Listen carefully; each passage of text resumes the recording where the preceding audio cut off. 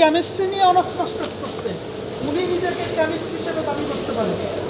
আপনি ভুটানিতে honours masters করে আপনি কেমিস্ট্রি চান, এত বড় একটা ক্ষেত্রে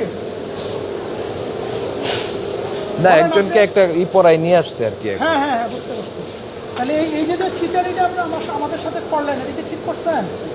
আচ্ছা ভাই, সামনে আসেন, সামনে আসেন।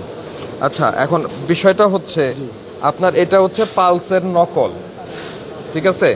তারপর আপনি যেটা করছেন, এটার জন্য ড্রাগ অ্যাডমিনিস্ট্রেশনের অনুমোদন লাগে, তো অনুমোদন ছাড়া তৈরি করছেন আপনি, অনুমোদন নাই। এবং এটা কিন্তু ভিটামিন সি ট্যাবলেটের আদলে করেছেন আপনি।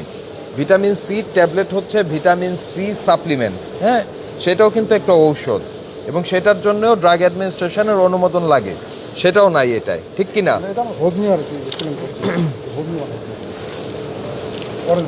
ভাই আমার কথা সেটা না, আপনি যে পণ্য তৈরি করতেছেন, এই পণ্যের কোনটাতে কি পরিমাণ কতটুকু মিশাতে হবে, এই এক্সপার্ট লুকটাকে আপনি দেন।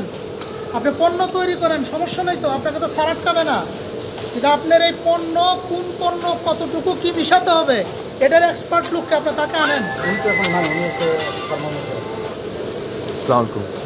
হারবার বলতে তাহলে কি আপনার এই ফ্যাক্টরিটি হাওয়ার উপরে চলে নাকি? কবে আসে?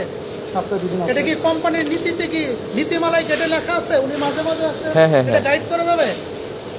আপনি এখনো মিথ্যা কথা বলতেছেন।